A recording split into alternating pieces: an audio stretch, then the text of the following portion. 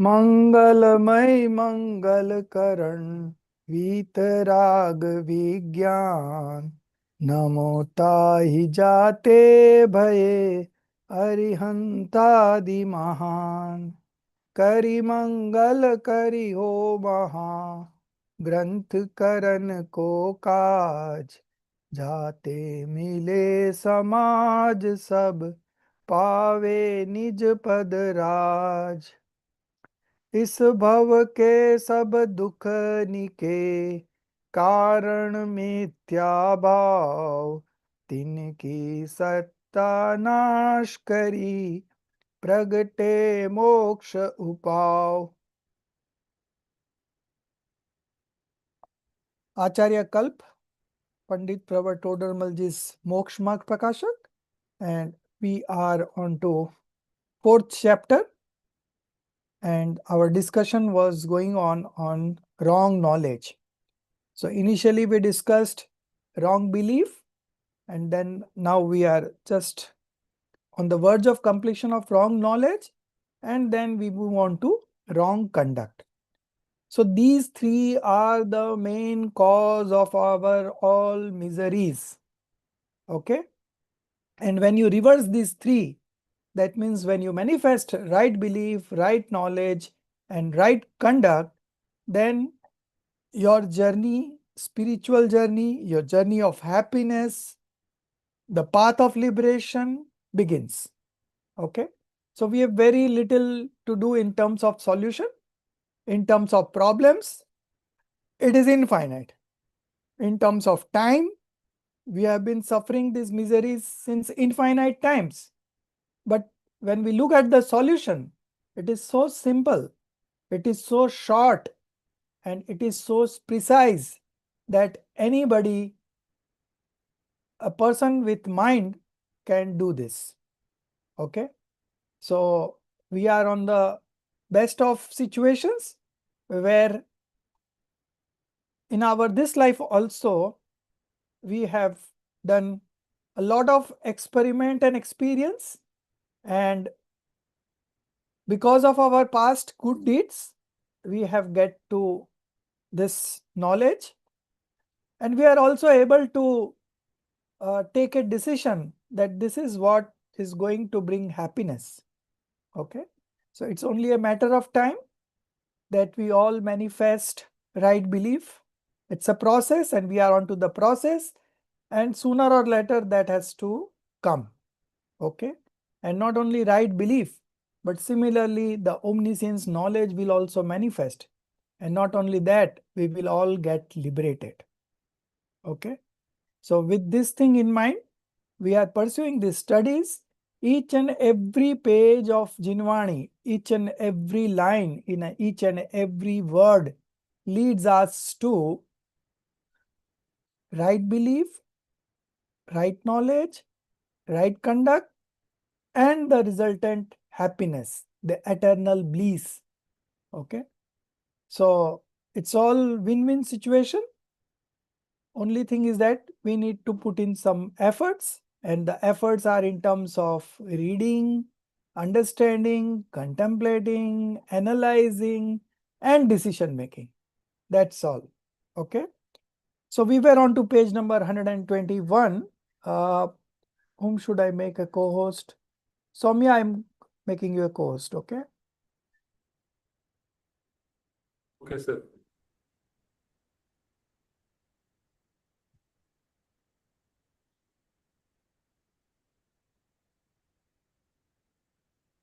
Yes. So you are a co-host now.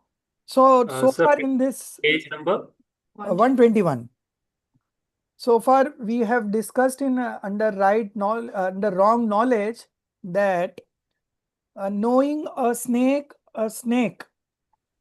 knowing a rope is not the right knowledge, but knowing the seven fundamentals as it is the right knowledge.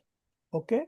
So even if a person knows a snake, rope a rope, but if he doesn't have the right knowledge about the seven fundamentals, his all knowledge is wrong knowledge. And even if you say snake a rope or a rope a snake, and you know the 7 fundamentals very nicely, correctly, then your all knowledge is called right knowledge. Okay. So right knowledge follows right belief. Right belief is the cause and right knowledge is the effect. Okay. So this cause and effect relationship is there. So when we just look at things for only knowing purpose, then the knowledge comes first, because without knowing anything, how can we make the right belief? But when we talk of right belief and wrong belief, then the belief comes first. Okay. When we talk of the path of liberation, then belief comes first and knowledge comes second. Okay. So the question coming up is that when there is a right belief, then only the right knowledge manifest. So right belief should be the cause. Why you are mentioning about the wrong knowledge? Because wrong knowledge in itself is not wrong or right. Knowledge is knowledge. Okay. So what is the fault in the wrong knowledge? Okay. So one thing we've made it very clear that because of wrong belief, the knowledge is wrong. Okay. So then we just factor in only the belief attribute. Why we are dragging the knowledge along with that? Because knowledge anyways follows the belief. So here, in terms of right, in terms of wrong knowledge, where the soul is making a mistake, what is the mistake in the wrong knowledge? That is what we are going to conclude just now. Okay. So question, we begin from the question. End of the page, there is a question. Belief evolves on knowing. Okay. From there, we have to start. And Himali, you'll be able to read? Yes. Okay. So, may I ask a question before we begin? Yeah. So, in the earlier thing, this rope and rope, wife as mother, mother as wife. So, sir, can we, in simple words, say that because it is not backed by absolute strong right belief, तो sometimes sir वो तुक्का कहलाएगा क्या कि कभी कभी उसको मतलब ठीक लगता है तो right. It is like that only. Although he may say rope a rope, snake a snake, still we don't call it right knowledge just for the sake of that he doesn't know the 7 fundamentals correctly. Where the happiness and misery matters, that 7 fundamentals, if he does not know correctly, then all his knowledge is wrong knowledge. And if he knows that much correctly, and he may not have the knowledge of, say, MBA or CA or engineering, nothing. Yeah. But still, he is considered to be a right believer in the path of liberation. We are talking of the path of liberation, okay? Yeah. We are not talking worldly success. We are not talking about worldly success, okay? So Sundar Pichai may be a great engineer, one of the best in the industry. But when it comes to the path of liberation, we all want to get liberated, right?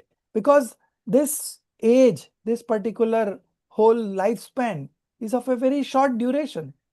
Considering the time we are there in this universe, since time immemorial, there is no beginning. And this is a chance that we have got to get rid of this wrong belief, wrong knowledge, and wrong conduct, and get into right belief, right knowledge, and right conduct. Walk on the path of liberation and get liberated. And once we get liberated, the soul does not die or something happens to the soul. The soul is eternal. So either you remain in this transmigration or you get liberated. Okay.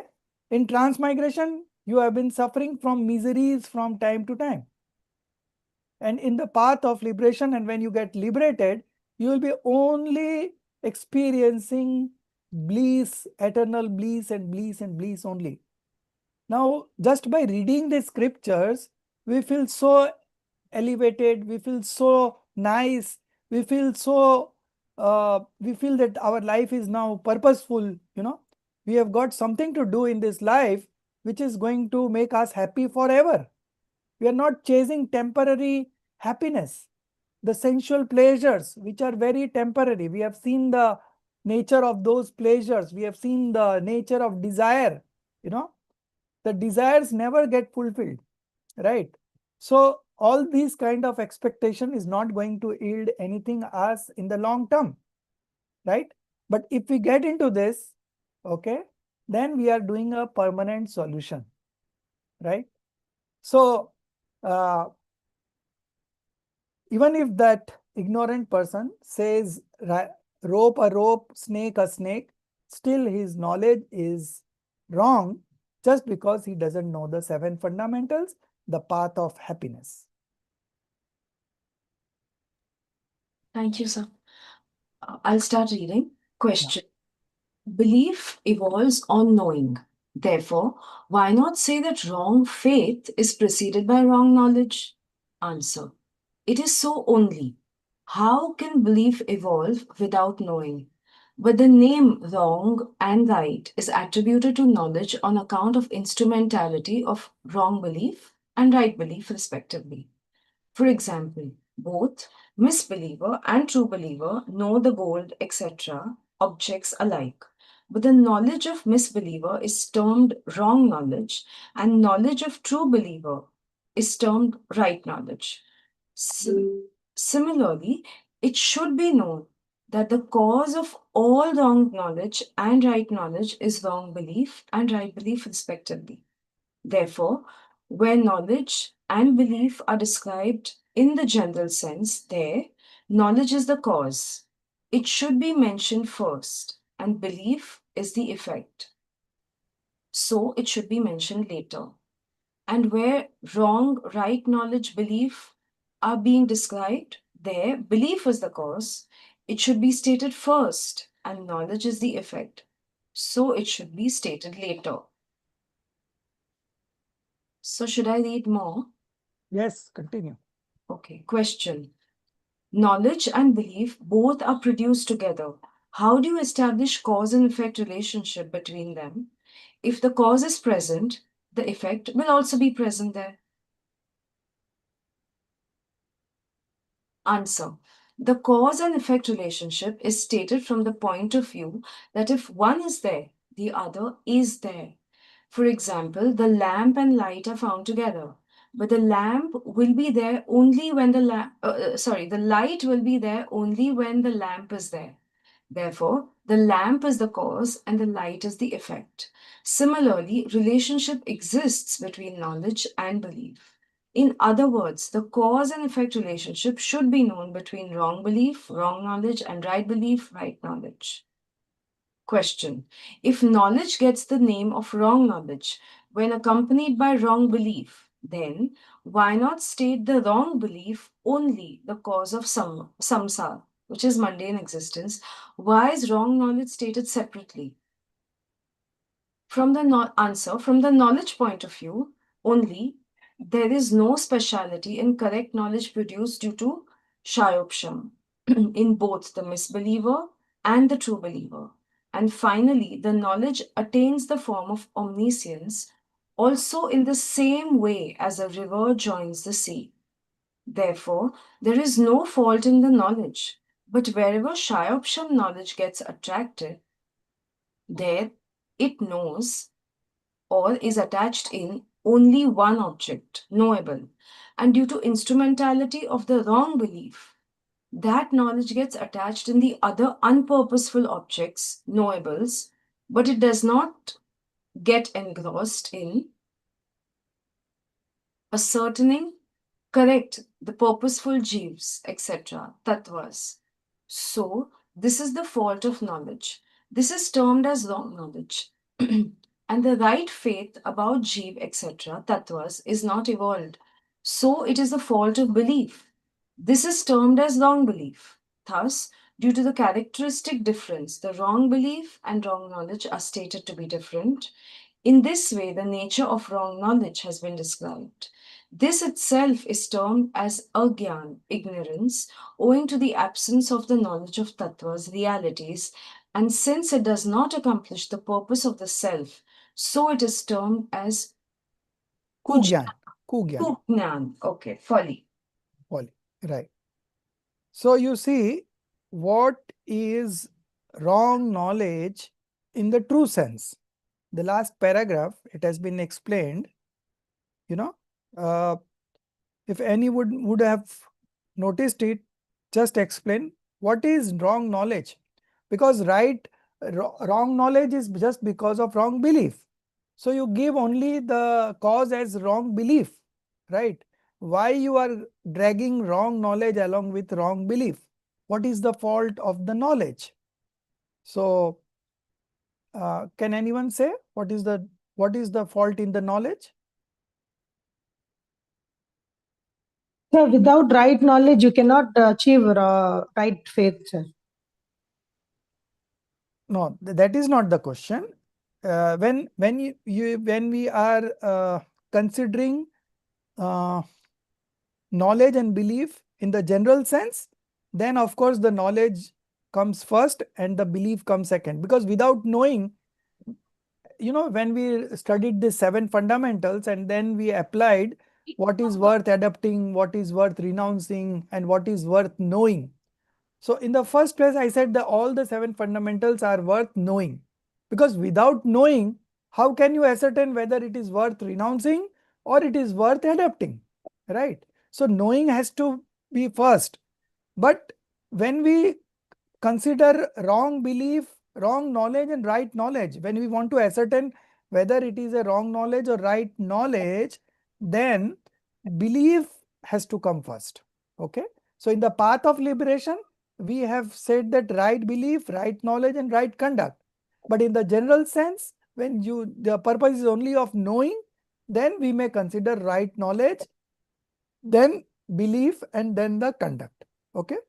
So this is done. But what is the fault in knowledge? That was my question. And that has been answered in the last question. Okay. You just Sir, see, yeah. sir, the problem with knowledge is due to wrong belief, the knowledge gets attached or tries to know things that are not knowable or that are Right. not purposeful. Right. So So that then is you consider belief as the cause. Why you are dragging right knowledge? so because knowledge itself is going into things or trying to know things which are not purposeful. So this is the fault of knowledge itself. So because at one moment the knowledge can know one thing at a time, right? Supposing we have 5 senses.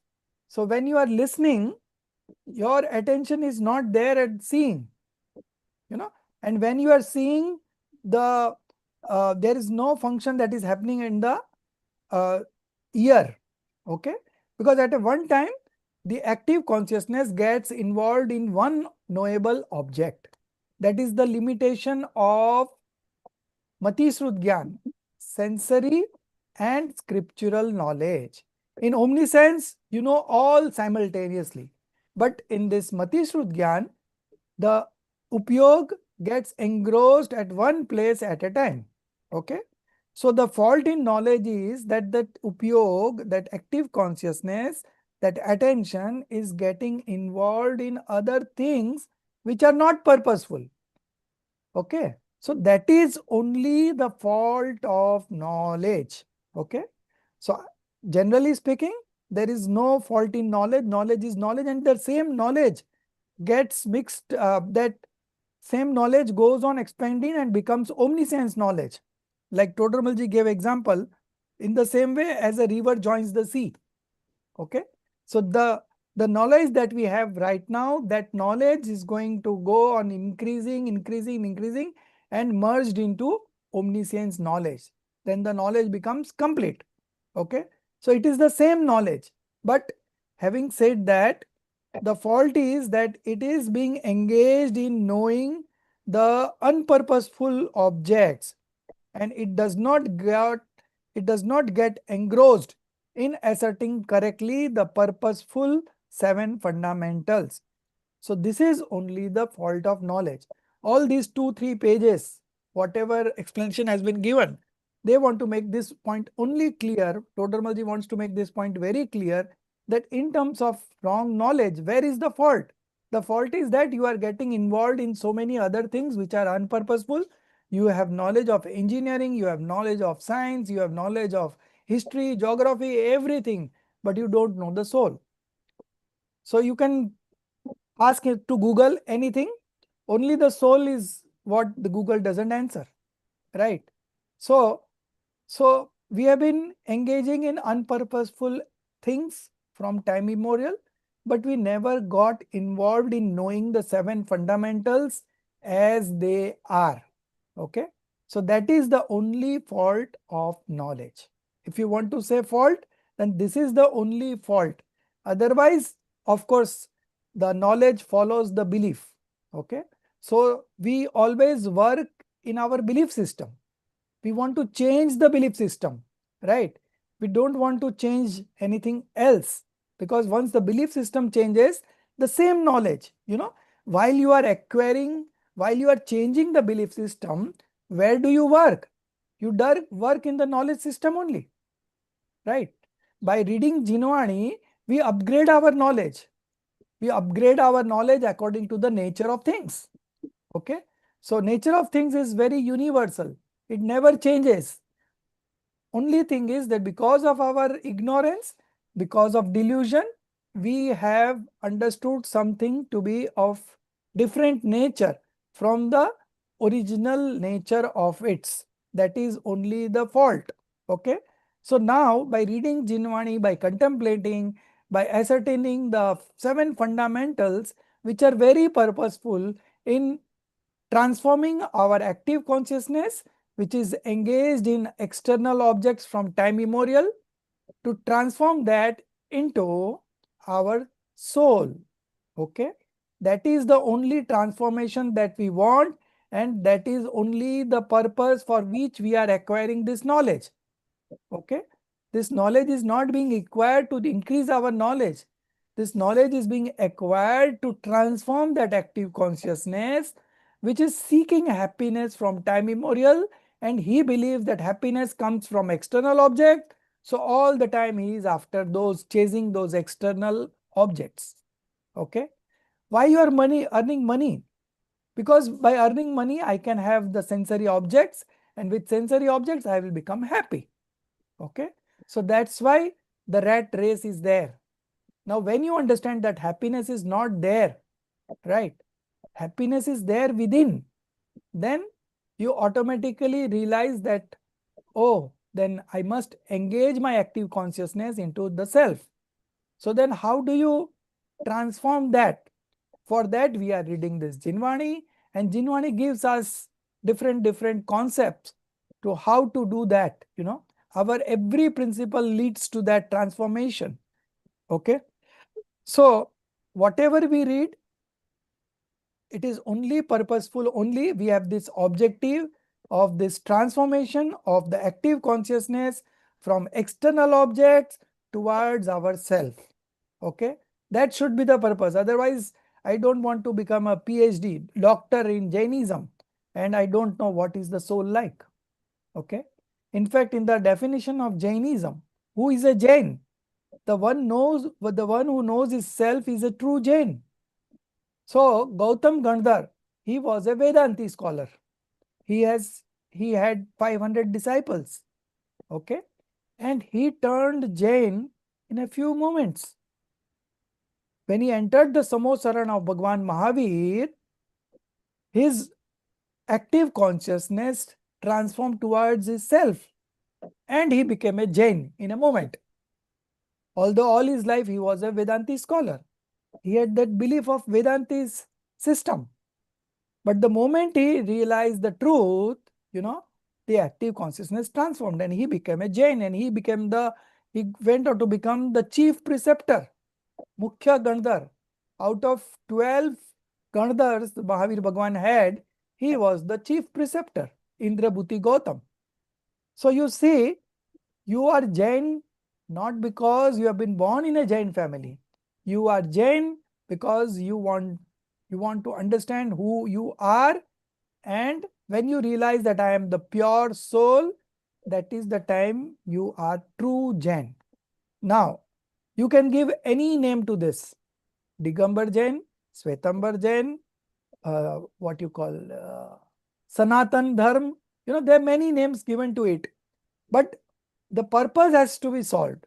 The purpose of realizing yourself, believing in yourself that I am the pure soul.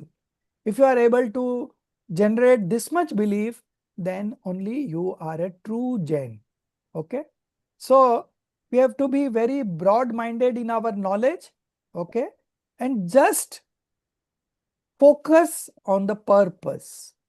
So if we are focusing on the purpose, we will be successful. But if we have something else in our mind just to increase the knowledge for the sake of increasing knowledge, then there is no end to it. Okay. So with right kind of understanding and with the right kind of efforts, we can, with very little effort, transform that active consciousness towards ourself. And all these principles that we have learned so far and the one coming up, Krambat Paryay, all these leads us to that transformation. And that is where it is all serving our purpose. Okay. So the last paragraph, again I am reading it. From the knowledge point of view only, there is no speciality, there is no difference in the correct knowledge produced due to sayopsham in both the misbeliever and the true believer. Okay. Whether you are a true believer or misbeliever, the kind of knowledge that you have got, the sayopsham which is called, okay, there is no difference. And finally, the knowledge attains the form of omniscience also in the same way as a river joins the sea. So that same knowledge is going to become omniscience when it is complete. Okay. Just as a river joins the sea, similarly that knowledge that we have right now is going to join the omniscience that is joining the sea. Therefore, there is no fault in the knowledge. But wherever sayopsham knowledge gets attached, okay, there it knows only one object at a time. Okay. You are able to know only one object at a time. You can say that I was driving also, I was listening to music also, and in between my friend called, I was talking on the mobile also, but that doesn't happen. Totalmalji gave a very good example, I think in the second chapter or third chapter it was. The word used was Kaktalik Nyay. The consciousness, active consciousness moves at such a breakneck speed that we are not able to realize. Okay. So he gave the example of a crow. A crow has only one retina. Eyes are two, but retina is one. And the seeing part gets done by retina only. Okay. But it moves so fast that many of the people you would ask, they didn't know that crow has only got one retina. But it moves so fast. Similarly, our active consciousness, the upyog, rambles so fast from one object to another object, from one sense to another sense. And we feel that we are doing all the things simultaneously. We are multitasking. But multitasking is a fallacy. It never happens. Your active consciousness gets involved at one place at a time. Okay. So because of this limitation, and due to instrumentality of this wrong belief, that knowledge gets attached in the other unpurposeful objects, knowables, but it does not get engrossed in asserting correctly the purposeful seven fundamentals. So this is the fault of knowledge. Okay. So these four few lines are only important in the whole understanding of wrong knowledge. Okay.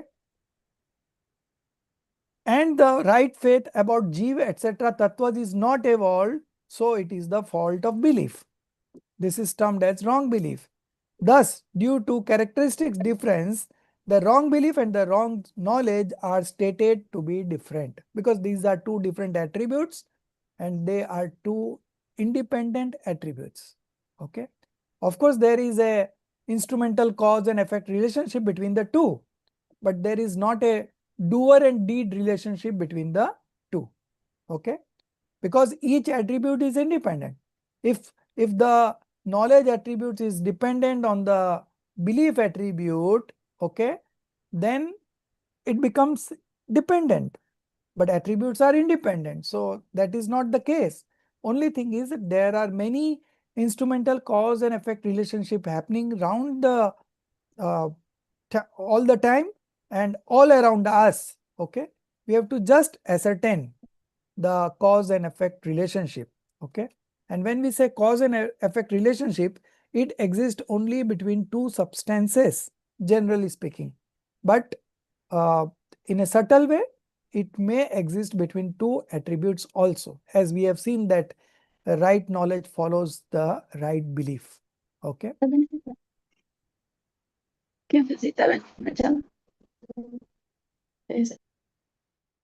mute. Who is there? Payal. Okay.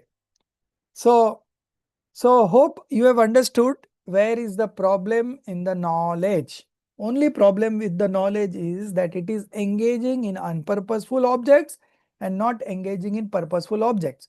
When it gets engaged in the purposeful objects like 7 fundamentals, he will be able, with analysis and with contemplation, he will be able to take the correct decision about the 7 fundamentals. And when you take the correct decision about the 7 fundamentals as they are, the right belief evolves. And the right belief evolves, then the same knowledge is termed as right knowledge. Okay. Everything clear, Soumya? Yes, sir. Okay. So anyone else also, if you have any doubts about this wrong knowledge, then clarify it. You can read once again. Okay. So we move on to the nature of wrong conduct. Okay. So because of right belief, the right knowledge evolves, and because of right knowledge, the right conduct evolves. Okay. So that's why when we consider the path of liberation, belief is given the priority. You know, one thing I want to share, that out of the infinite attributes that a soul possesses, 99.999999999% of the attributes are manifesting in pure state. Only and only 21 attributes are there. You know, this is not the correct knowledge, but this has been shared by scholars, you know, those who have done researches, where they find that there is a wrong manifestation happening. Only 21 attributes. Out of that 21 attributes, only 3 are the men. Right? Belief, knowledge, and conduct. These 3 are main attributes. And out of these 3, only the one is main, that is belief. So if you change the belief, the 3 will change and the rest 18 also will change. Okay. But even if that doesn't change, your 99.99999% of attributes are manifesting pure. Just imagine, you are possessing infinite attributes and each attribute is manifesting in the right manner, except this 21. Now consider the figure of infinite and only 21. What does it matter? Okay. But still, out of that 21, 3, and after 3, that 1, belief. So our all endeavor is to change the belief system. Okay. So our wrong belief gradually goes away as we read Jinwani, as we contemplate, as we take decisions. Okay. With those decisions, the karma prakriti of delusion, okay, darshan monia karma, it gets reduced, it gets subsided, okay, it gets suppressed. That is the right word. It gets suppressed. And the moment the delusion is not there, the right belief will involve. Because that is a karma, that is a transformation of the karma. The soul cannot do anything in that. But soul can do the study, contemplate, and decision making. And with that, automatically there is a cause and effect relationship between our sentiments and the karma prakritis. Two different substances, but having instrumental cause and effect relationship. Okay. And because of that, because of our effort of understanding the Jinvani and contemplating it and arriving at the conclusion, decisions, that get suppressed. There is no other way that you can get rid of that delusion. Okay. So this is the effort that we need to do precisely, and the suppression will happen automatically. That is not a function of the soul. That is a function of the matter substance, and the matter substance is responsible for that. Okay. But even having said that, there exists a instrumental cause and effect relationship between our sentiments and that karma prakriti. Okay.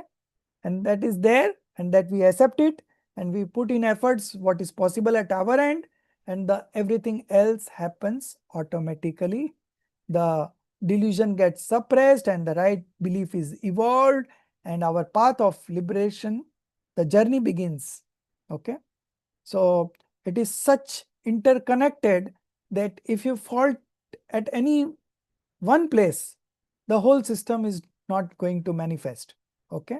So to evolve right belief, you need to have correct understanding of the 7 fundamentals.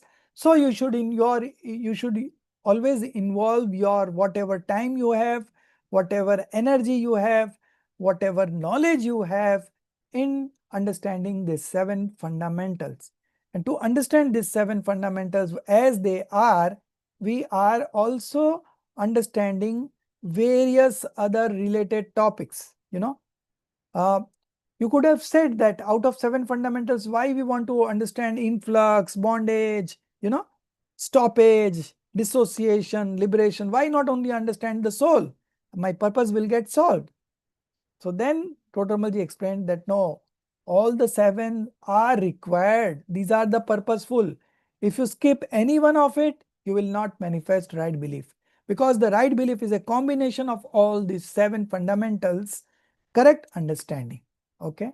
So when the characteristics of right belief was explained, that has been explained very well by Totamalji in the 9th chapter. Okay. Then he said only the correct belief about the 7 fundamentals. That is the only characteristics of right belief. What is the characteristic of right belief? Only understanding the 7 fundamentals as they are. Okay. Of course, the other 3 factors are also mentioned over there. Okay. So the other 3 are identifying the true God, true scriptures, and true monk. Okay. This is the second. The third is discriminating between the self and the non-self. And the last one is believing in the self. Okay. So 4 characteristics of right belief, and out of these 4, understanding the 7 fundamentals has been considered as the primary. All 3 are, other 3 are secondary. When this happens, other 3 also happens. Okay. So just like Ekatva Buddhi, Mamatva Buddhi, all 4 are always there together. Similarly, these 4 characteristics are always there together. If one is there, the other 3 is there. If one is not there, then the other 3 are also not there. But in understanding the 7 fundamentals, even the soul who is not having great intellect, they also are able to understand 7 fundamentals and manifest right belief. So that is considered as the primary thing. And all the other 3 are included in that 7 fundamentals. So that's why it is being highlighted. Okay. So when the one characteristics was supposed to be mentioned, so they highlighted 7 fundamentals as the characteristics which has to be understood clearly. Then only you can manifest right belief. Okay. Yeah.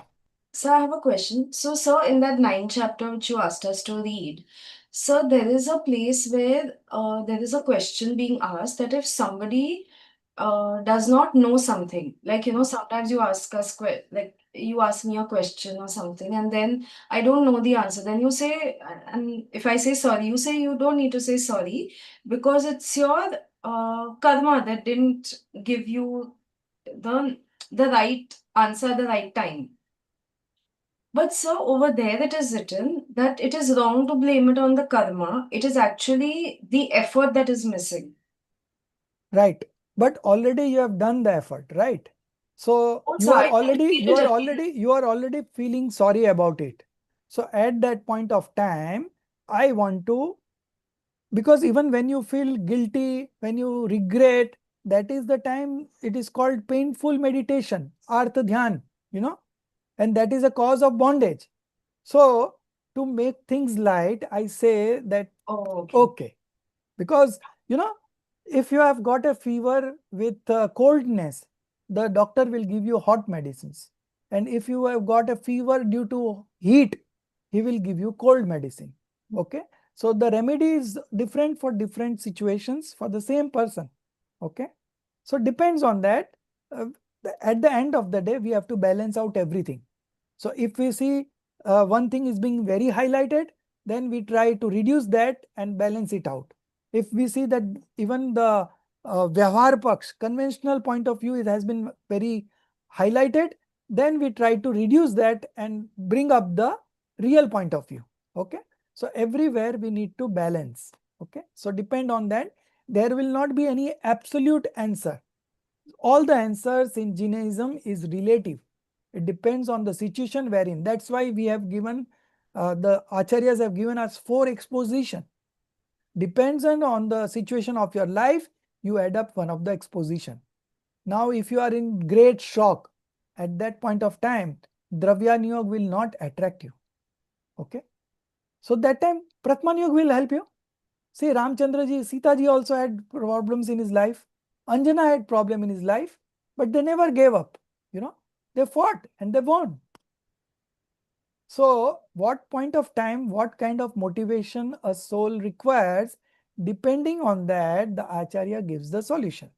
And we also have to think on those lines and get the solutions. Okay. So that is there.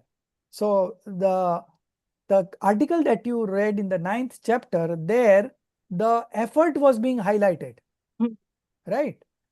Because all the other 4 conjectures, samvai, all the other 4 samvais are not in our hand. Out of the 5 samvai, only effort is in our hand. So their effort was highlighted.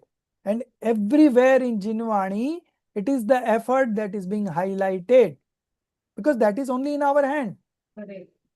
The Kal Labdhi, the predestined time, is not in our hand. The Bhavitavya, the destiny, is not in our hand. Okay. The instrumental cause, there is nothing called instrumental cause. When the things happen, something has to be assumed to be an instrumental cause. Okay. And our nature is always present. So if the thing has to happen, it could have happened. But it has not happened. That means the effort was required. So there it was, the topic was how to get liberated through efforts. Okay. Effort was highlighted.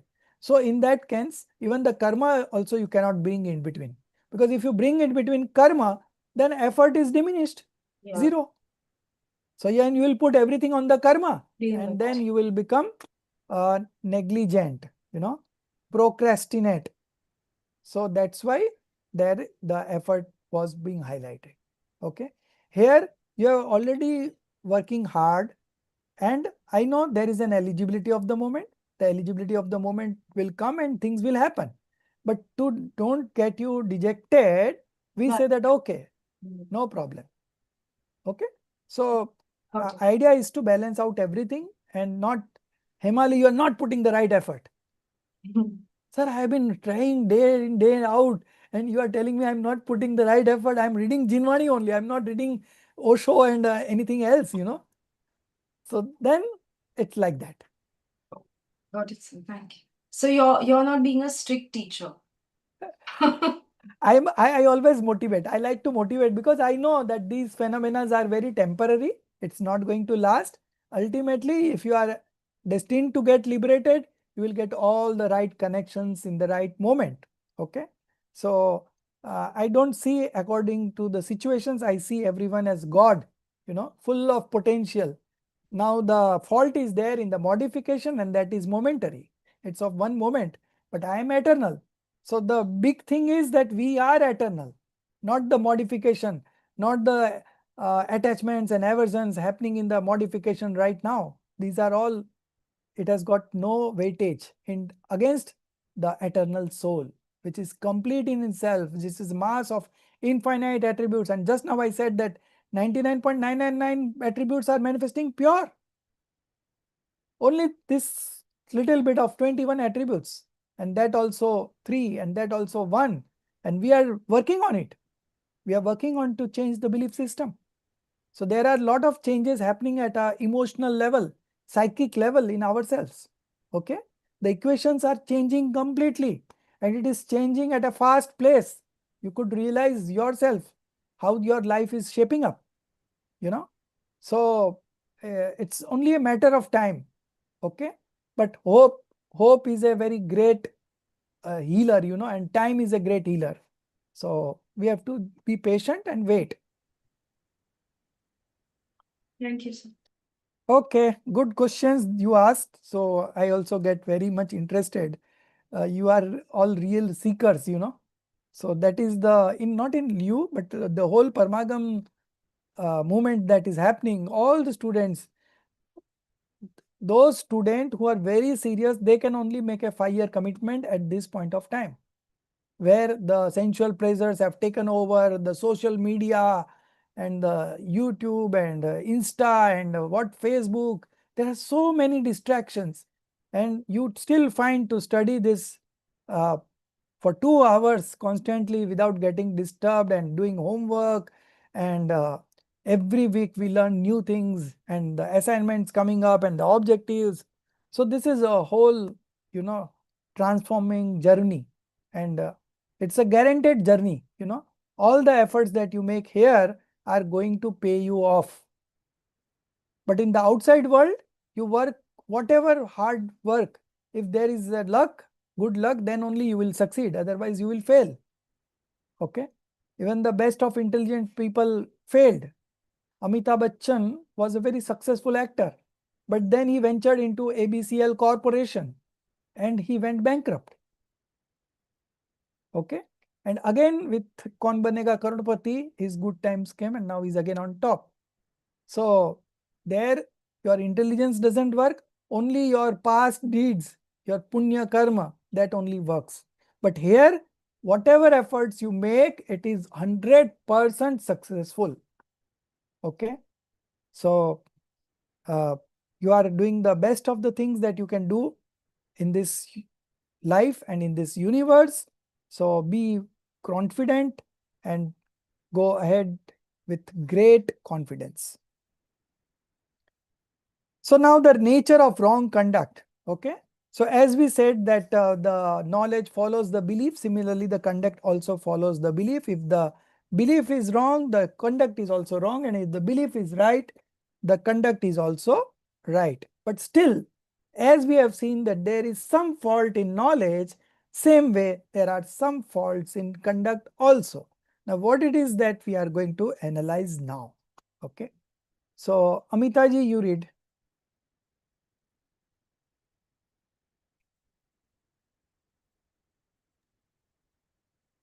The nature of wrong conduct.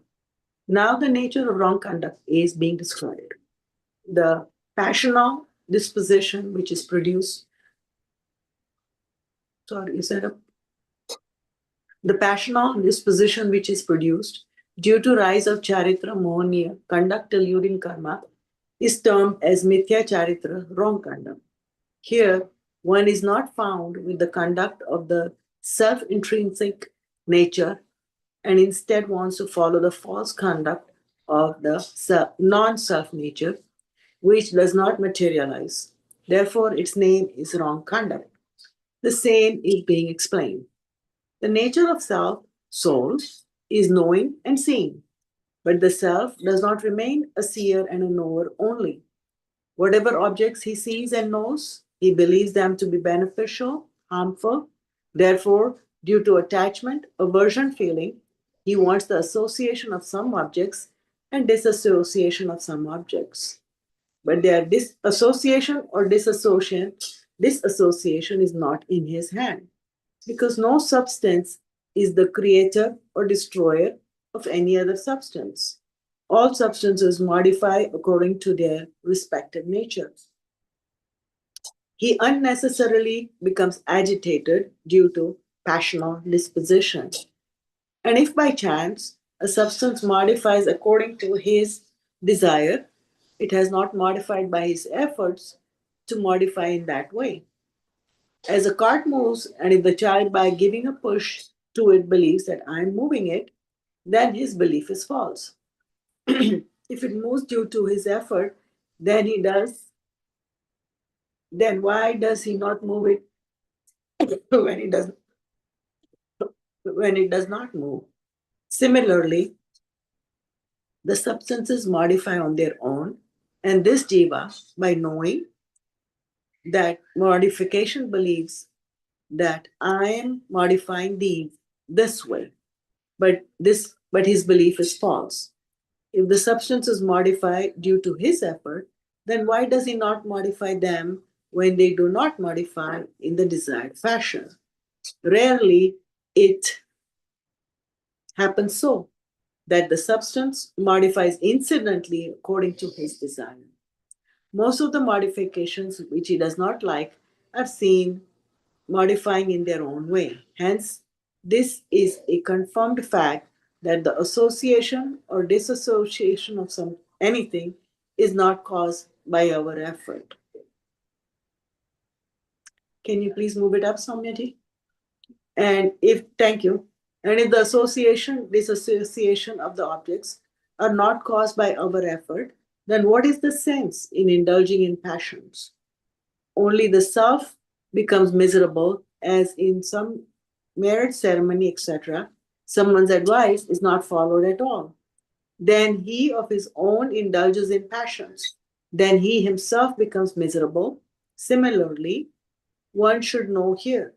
Therefore, indulging in passions is painful, like churning up the water. Hence, the tendency of these passions is called mithya charitra, wrong conduct. Yeah. So you see, out of 8 karma, the king of all the karmas is deluding karma, monia karma. Okay. And that monia karma has 2 parts. One is darshan monia, faith deluding karma. Other is charitra monia, conduct deluding karma. Due to belief deluding karma, the soul manifests wrong belief. Okay. And due to conduct deluding karma, the passions are evolved. Okay. And this passions evolving is called the conduct. And just because the wrong belief is there, so these passions are called the wrong conduct. Okay. Now, if there is a right believer, okay, who is in the 4th stage, this is a question I'm asking. Okay. If a right believer who is in the 4th stage, he will have passions or not? Tell me. Yes, sir. Then that passions would be termed as wrong conduct or right conduct?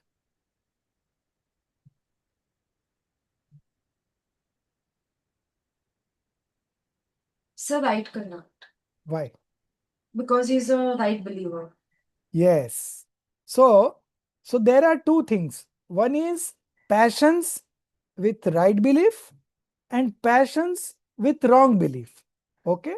So here the nature of wrong conduct, that means the belief is wrong and the conduct is wrong.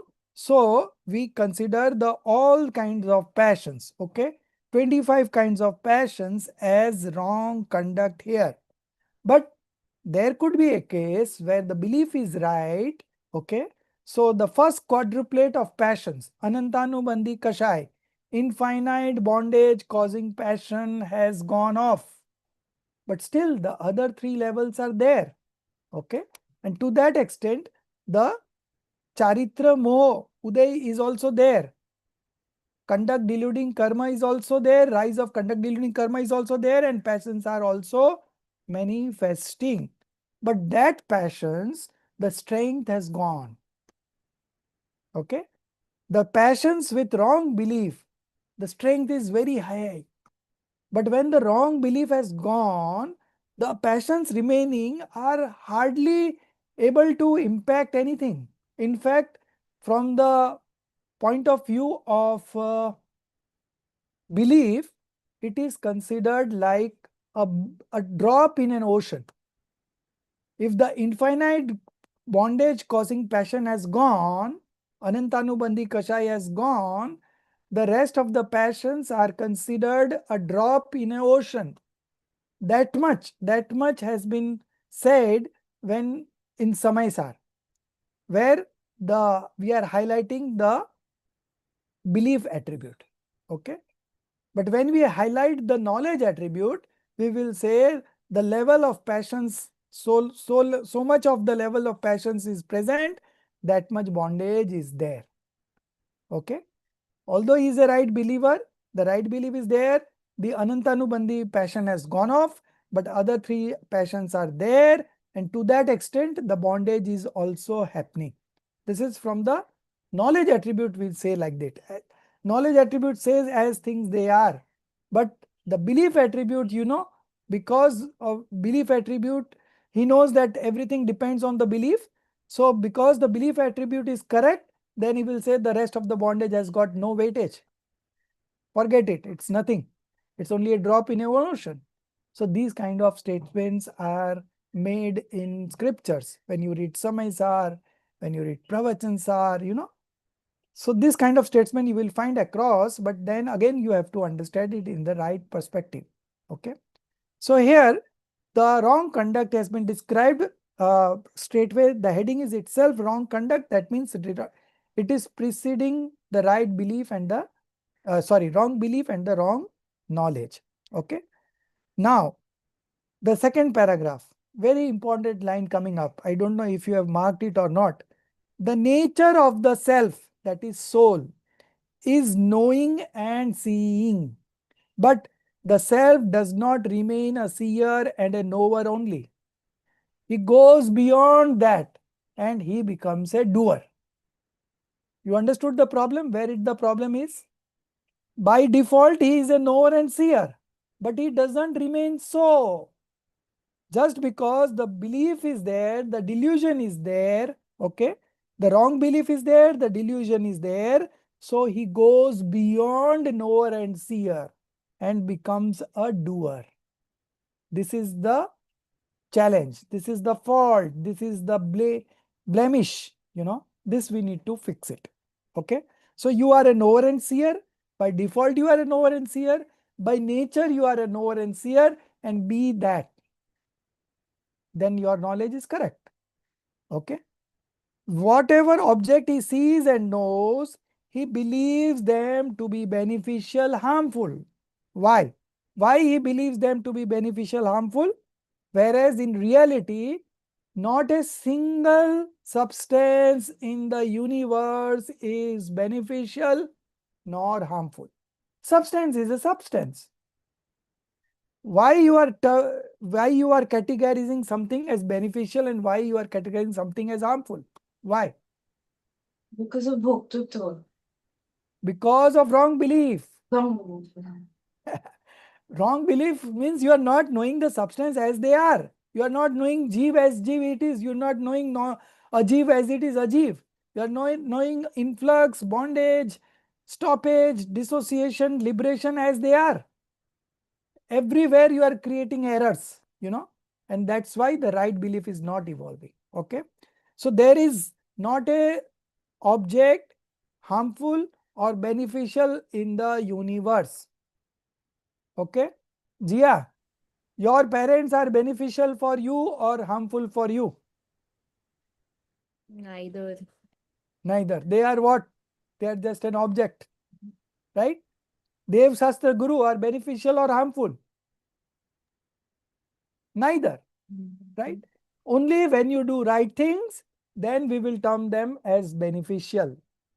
Right? So again, it depends on us. Okay. So a rain coming for the farmer, it is good, but for a potter, it is bad.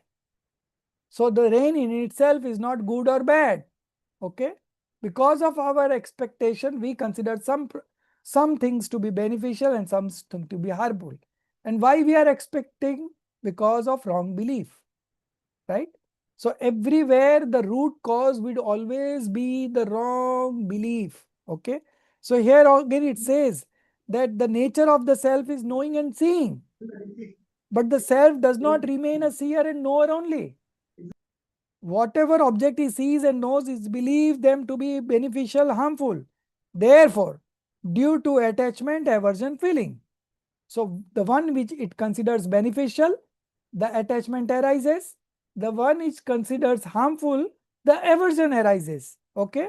He wants the association of some object and dissociation of some object. But their association or dissociation is not in his hand, because no substance is the creator or destroyer of any other substance. Each substance is independent. So how could one substance be beneficial and how could one substance be harmful? No, it is not so. All substance modify according to their respective nature. He unnecessarily becomes agitated due to passional disposition. So because of wrong belief, wrong understanding, he is unnecessarily manifesting passions. No purpose, nothing is getting solved. On the contrary, is binding so many karmas. Free of cost karmas are coming. Just because there is nothing called beneficial and harmful, but you believe something to be beneficial and something to be harmful, that's where we make the mistakes. And what is the responsible cause? The delusion. Okay. He unnecessarily becomes agitated due to passional disposition. And if by chance a substance modifies according to his desire, coincidence, just a coincidence, and that coincidence happens every now and then in this human form. Because human form you have come with lot of punya. Otherwise you don't get a human birth, and that too in a Jain sect, and that too having a course like this Paramagam honor coming to your life, and you are getting into it and taking interest and developing further interest. Okay. So this is all rarest of rare things. That means your punya is at the highest level. So then you might ask questions, sir, but I am having problem in my life every now and then. But that problems are very minor. You compare you were in 1 sense, 2 sense, and from there you have come to here. Okay. And now whatever minors are coming, with little bit of thinking, you can solve them. Okay. Again, the solving will happen against because of your past karmas, sata and asata coming up. Okay. But having said that, we always do something intentionally, and that we have to do. Okay. Because we are at this stage now where we don't remain just sitting idle. We always want to do something. We want to solve something. Okay. So that efforts would always be there. But again, there are some good efforts that you can do. And if your good luck is there, you will be successful. Okay. But whether you are successful or unsuccessful, as a soul, it doesn't make you any difference. Okay. Both are just an object of knowledge for you. Okay. So you are devoid of all those things. Okay. You just remain a knower and seer. Okay. So this is done. So, sir, it is actually Sayyam in practicality, right, sir? Nahi? Effort. Sanyam is conduct. Sanyam is conduct. Okay. But before that, the right belief and wrong belief plays a big role. So, and if by chance a substance modified according to his desire, it has not modified by his effort to modify it at that way. It's just a coincidence. As a cart moves, and if a child by giving a push to it believes that I am moving it, then his belief is false. Okay. So in our lives, something happened according to our desire. Okay. And we believe that we have done it. Okay. So there is the delusion playing the role. If it moves due to his effort, then why does he not move it when it does not move? Similarly, the substance modify on their own. And this Jeev, by knowing it, that modification, believes that I am modifying this way, but his belief is false. If the substance modified due to his effort, then why does he not modify them when they do not modify in the desired fashion? Okay. So now Jia, you have this thought coming in mind that I want to do like this. Okay. So you have this thought, you have this desire coming up into your mind to do this, and it happens. Then you believe, I have done it. So now my question is that this is the hand. Now you bend it the other way. You will be able to do it. Why? Then you will say, I am not the doer. So now this also you are not the doer. Just as this doesn't happen, you said, I am not the doer, so it is not in my hand. Similarly, this thing happening, it's a coincidence. You are not the doer. Okay. This belief you have to understand. Okay. If the substance modified due to his effort, then why does he not modify them when they do not modify in the desired fashion? Okay, I gave you this example. Rarely it happens so that the substance modified incidentally according to his desire. Most of the modifications which he does not like are seen modifying in their own way. Hence, this is a confirmed fact that the association or dissociation of anything is not caused by our effort. So your earning money is not because of your effort. It is because of your past auspicious karma coming into fruition. Your unsuccess is not your fault. It's not the fault of the soul. It is because of the past rise of inauspicious karma. Okay. So our acharyas are freeing you from all sides. You have nothing to do in this universe. Just realize yourself and enjoy the eternal bliss. This is what you have to do. This is what you can do. This is where your effort works. Everything else is predestined. It is unfolding in your life on its own, and you believe to be a doer is your own fault, and you can very well remain an observer in that situation by understanding these fundamental elements. Okay? Sir, I had a question. Yes. Now that we're talking about that there's no effort, that you can't put in effort, then what does Purusharth mean then in that context? So Purusharth means deciding on this. Okay. You have to come to the conclusion, no, that outside world we don't have any efforts coming, means helping us in any kind of fruition. Okay. So that does not mean that you stop doing anything outside world. No, it's happening automatically.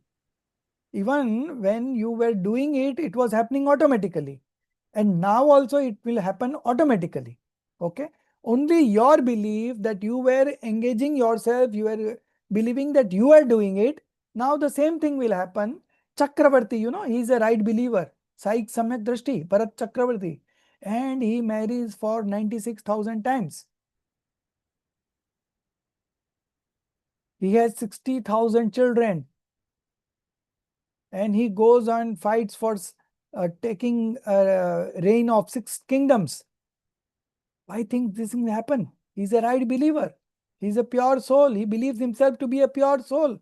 Then why these things are happening? You answer me. Why?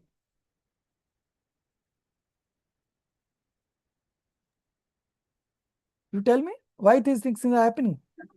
If he is not the doer, then why these things are happening to him? Chakravarti, Bharat Chakravarti. Past karmas. Past karmas, yeah. So the karmas are like that you have 80% punya and 20% pap. So you believe that 80 minus 20, 60 remains. It is not like that. You have to also endure 80% punya and 20% pap also. Okay. There is a different theory in karma also, that your pap also gets converted to punya. Those theories are there. We are not considering it. But simply putting it into simple equation, whatever the karmas that you have bound, it all comes to you. So Bharat Chakravarti, he is a right believer. Okay. He doesn't want all these associations, but it comes automatically. Only thing is that he does not become sorrowful in these situations. He is always in happy state just because he has got the right belief. So he keeps on extracting the eternal bliss from inside, and in the outside world all things happen automatically. He does not become a doer. He is only an observer. Okay. So this is the only difference between a right believer and wrong believer. The belief has changed. The outside world will not change. Okay. Even a right believer in the 4th stage and 5th stage marries, he does business, he have children, everything happens. Okay. Only the belief system has changed. Earlier he was considering himself as a doer. Now he doesn't consider himself a doer. That's all. Okay. So this much is difference between the right belief and the wrong belief. And if the association dissociations are not caused by our effort, then what is the sense in indulging in passions? Okay. Only the self becomes miserable. Okay. So when you consider something to be beneficial, you develop attachment. You consider something as harmful, you develop aversion, and unnecessarily you are manifesting sorrow, miseries. Okay. Only the self becomes miserable as in some marriage ceremony, etc. Someone's advice is not followed at all. Then he of his own indulges in passion. Then he himself becomes miserable. Similarly, one should know here. So, you must see in the roadside, few people always discussing something, politics, cricket, India-Pakistan match and these. He should have done this, he should not have done this. Nothing is going, there is no function of him. There is no responsibility of him to comment on anything. But unnecessarily, he manifests so many passions and so many hatred to people, unnecessary. So similarly here, Totamalji is saying that is giving an example of a marriage ceremony. Someone's advice is not followed at all, but then he of his own indulges in passions. Then he himself becomes miserable. Okay, so things are not going to unfold according to our desire. Okay, this is a principle. So, if you are not able to accept that and understand that, then you will manifest passions. But it is not going to bear any fruit because things doesn't transform according to us. It transforms independently. Okay. So, your effort does not work in the worldly existence, outside world, but your effort will always work when you do something for your spiritual development. Okay. So this is only thing that we need to do at our end. Everything else is all predestined and it will happen on its own at the right time. Okay. Therefore, indulging in passions is vainful. Vainful means worthless, futile, like churning of the water. Okay. So if you churn buttermilk, the butter comes out of it, right? But if you churn water, what will come out of it? Nothing. Similarly, hence the tendency of this passion is called mithya charitra, because nothing is going to come out of it. Unnecessarily, you are binding new karmas and you are doing your own harm in the path of liberation. Okay. And the experience, you are only experiencing the sorrow, miseries of it. Okay. Now, the misconjecture, the wrong belief about good and bad. So, good and bad is not the good word here. Desirable and undesirable should be the word. In Hindi, it is called East Anist ki Mithya Kalpana. Okay. So, East is desirable. Here it is written as good. Anist is undesirable. Here it is written as bad. Even other words they have tried to put in, but not a single word is satisfactory. So I have decided for the next semester, we have 6th chapter and 8th chapter of Moksha Marg Prakashak coming up in the next sem. And I am going to start that translation. I have requested the translation team to take up this. They have not taken up Moksha Marg Prakashak because it has already got the English version. But the other scriptures that are going to come, that they are doing right now, and I am reviewing it. Yesterday I was reviewing Krambat Paryay. The next paper of ours is Krambat Paryay. That is also there in English, but the translation was done 30 years ago, and there was no chat GPT. The flow of the language is not that good. When the flow of language is not good, no, becomes very difficult to explain. Now this Moksha Marg Prakashak also, still it is okay, not very bad, but still not very good also. Because now we have chat GPT, the flow of language is so good that you just feel like reading it. And here we have to put special effort to understand the meaning. With our Hindi background and the Hindi knowledge that I have got of the contents, I am able to do it. But still, the language is not desirable. Okay. So I have decided, I put a request, maybe hopefully they will consider it, and before the 6th and 8th chapter comes up for studying in Moksha Marg Prakashak, we will have the PDF ready with us. Okay. And that PDF we are going to follow for sure, because the concepts are so good. Todarmalji was so intelligent person that he has analyzed the causes in such a subtle manner that even analyzing these causes instill in us a confidence to analyze other things of our life. We learn to study the other scriptures by studying this Moksha Marg Prakashak, the kind of analysis that he has done. Okay. So now the next topic is misconjecture. Misconjecture means the wrong imagination. Okay. The wrong imagination about desirable and undesirable. Okay. This is also very good thing. There are 3 levels of discriminative knowledge that Todarmalji has practiced here, and we are going to learn that, and we are going to go to the 4th level also, which is not mentioned in this particular scripture, but we want to have the whole picture. Okay. So we will go to the 4th level also. In fact, by the time these 3 levels are over, I will ask you the 4th level, and hopefully you will be able to answer also with the kind of understanding that you have developed so far. I am pretty confident, but nevertheless I am going to ask that question. Okay. So we will see these 3 levels of discriminative knowledge. Okay.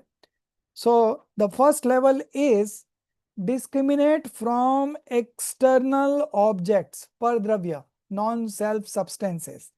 The second level is discrimination from karmas, material karma. Okay.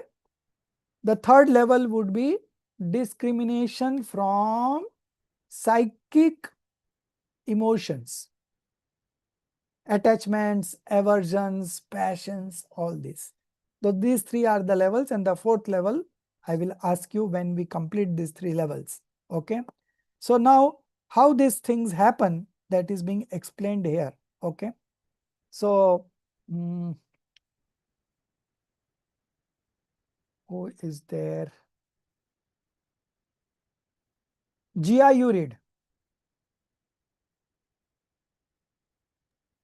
Yes, sir. Misconjecture about good and bad. The passional dispositions are produced owing to believing the substance is either good or bad, but believing good or bad is also false because no substance is good or bad. The same is being explained here. That which is pleasurable and beneficial to us is termed good, and that which is distressing and unbeneficial is termed bad. In the universe, all substances are the producer of their individual natural functions only. None is pleasurable or distressing, beneficial or unbeneficial to anybody. This Jeev himself, in his thoughts, by believing them pleasurable, beneficial, knows them to be agreeable, or knows them bad by believing them distressing and unbeneficial. For same substance appears to be good to someone and bad to someone. For example, one who does not get the cloth to him a coarse cloth appears to be good, and the one who gets the fine cloth, to him the coarse cloth appears to be bad. To swine, etc., the feces appear to be good, and to celestial being it appears to be bad. To someone the torrents appear to be good, and to someone it appears to be bad. Similarly, other examples are to be understood. And in the same way, to some jeev, one substance appears to be good in some particular instant, and the same substance appears to be bad in some other particular instant. Moreover, it should be known that this jeev considers chiefly a particular substance to be good, but the same substance sometimes appears to be bad. For example, the body is agreeable, but when it gets diseased, then it becomes disagreeable. The sun, etc., are agreeable, but under some circumstances they appear to be disagreeable. And those objects which this jeev chiefly considers to be disagreeable appears to be agreeable sometimes. For example, an abuse usually is unagreeable, but the same appears to be agreeable in father-in-law's house. Thus, beneficiality, harmfulness are not the characteristics of the substance. Had there been beneficiality, harmfulness in the substance, then the substance which would have been beneficial by itself, it should be beneficial to all, and which would have been harmful by itself, it should be harmful to all. But it is not so. This Jeev himself believes them in his imagination to be beneficial or harmful. So this imagination is false. Stop. So this is the first level. Okay. External substance. Okay. They have considered external substance either to be good or bad, desirable or undesirable. Okay. So the third line, but believing good or bad is also false because no substance is good or bad. How it is that, Jia? No substance is good or bad. How you can say like that?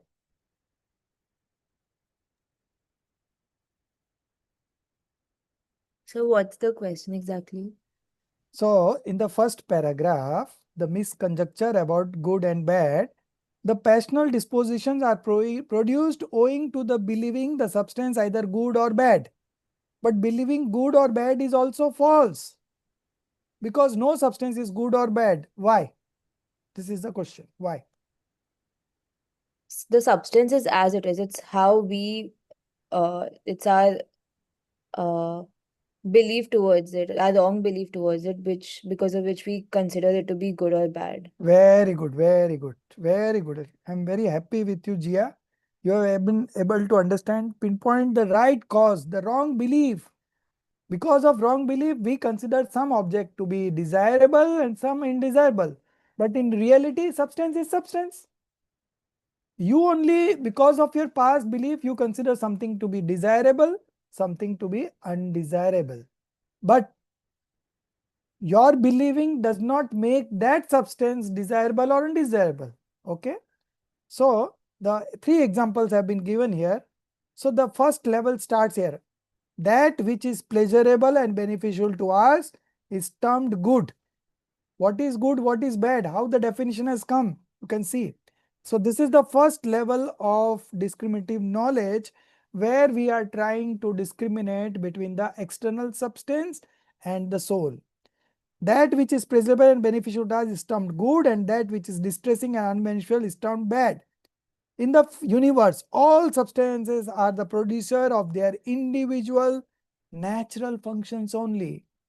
None is pleasurable or distressing, beneficial or unbeneficial to anybody. This Jiva himself in his thoughts, okay, by believing them pleasurable, beneficial, knows them to be agreeable or knows them bad by believing them distressing and unbeneficial. So this Jiva in his thoughts means in his belief system. Okay. For same substance appears to be good to someone and bad to someone. So the first example that has been given is of the cloth. Coarse cloth. Coarse cloth means thick cloth. Okay. So thick cloth appears to be good. A person who does not have any cloth, okay, so even if he get a thick cloth, he considers it to be good. But the one who has got very thin cloth, okay, he considers that thick cloth very bad, okay, because he has got thin cloth. But cloth in itself, that coarse cloth in itself is not good or bad. For someone it is good. The one who has not got anything, for him that is good. But one who has got a fine cloth, for him it is bad. Similarly, the second example is about feces, stool, stool. So the stool of the swine, okay, no, the stool for swine appears to be good, but for celestial being it appears to be bad. Similarly, the torrents, the rain appears to be good to someone like farmer, okay, but to the potter it appears to be bad. So the substance in itself is not good or bad. Now the second part of this first level, okay, first level, the first paragraph is A, then second paragraph B. And in the same way, to some jeev, one substance appears to be good in some particular instant, and the same substance appears to be bad in some other particular instant. Okay. So when you are getting married, the spouse seems to be beneficial, attractive to you. But when you get divorced, at that time, what it happens? Same spouse is happening now to be harmful. Why? So spouse in itself is not beneficial or harmful. Okay. It all depends on our past karmas, our eligibility of the moment, and many other factors. Moreover, it should be known that this jiva considers chiefly a particular substance to be good, but the same substance sometimes appears to be bad. For example, the body is agreeable, so desirable, but when it gets diseased, then it becomes disagreeable. When you get disease, sometimes you feel that all that day I have to take medicines, I have to do that and that. You also feel sometimes bored, many people, who are getting terminally ill diseases, they sometimes jump off, they are not able to bear the pain. But by jumping off and committing a suicide, did the pain will go away? No. The soul continues its journey. In the next birth, he will get more pain. Why? Because he lost an opportunity, the human birth he got, and he lost this opportunity. So the karma he will bound will be more. Okay. So it is going to aggravate his problem further. But who knows what is happening after death, So they commit suicide, but that should not be the case. In the same space, by practicing descriptive knowledge, okay, you can be happy. The body's pain will go away, you will not even remember it. Once your attention is diverted, the pain is not, you are not realizing the pain. The three Pandavas, on them, afflictions was being inflicted by his enemy, and they were into meditations. So the elder three, they remain engrossed in the self and they manifested omniscience knowledge and got liberated. And the younger two, they had this auspicious thought that what would have happened to the elder brothers. And with that auspicious thought, they bound a lifespan in heaven for 33 sagas. And they are now in heaven. They have not got liberated. So, the path of liberation says you engrossed in yourself. There is no problem at all. The same inflictions was being done on all the five Pandavas. But the three remain engrossed in self and they never were affected by that afflictions. Okay. So, you have to just divert your attention. Okay. You have to just divert your attention and things will become good in that same situation. And if you consider that, no, I have got the disease, I have got the disease, I have got the disease, then again, you will be miserable, you will be suffering. Okay. And those objects which Jiva chiefly considers to be disagreeable appear to be agreeable sometime. Okay. For example, an abuse is unagreeable, but the same appears to be agreeable in father-in-law's house. Now you would not have understood this statement, right? But in earlier times, there were in marriages, they used to still old people do sing songs, So those songs are some of of humor, comedy type, and there they abuse the damad, But just because he is there at his father-in-law's place and he's about to get married, he doesn't mind it, because he also knows that they are doing joke. Soumya will be able to explain better. It so happens in MP, right? Soumya, you explain.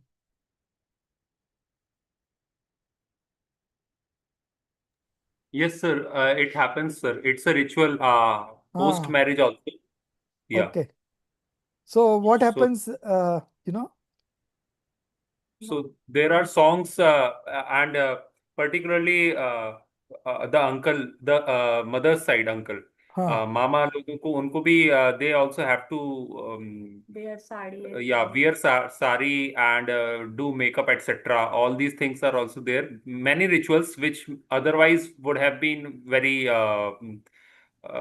insulting, हाँ, but at that moment all people enjoy that. hmm. So So it's kind of, like marriages are for enjoying only. So this is again a kind of enjoyment, So they sing that kind of songs. Okay. Thus, beneficiality, harmfulness are not the characteristics of substance. Okay. So not a single substance is beneficial or harmful to anybody. So you can conclude here, Jia, that the outside world is nothing but a reflection of our inside.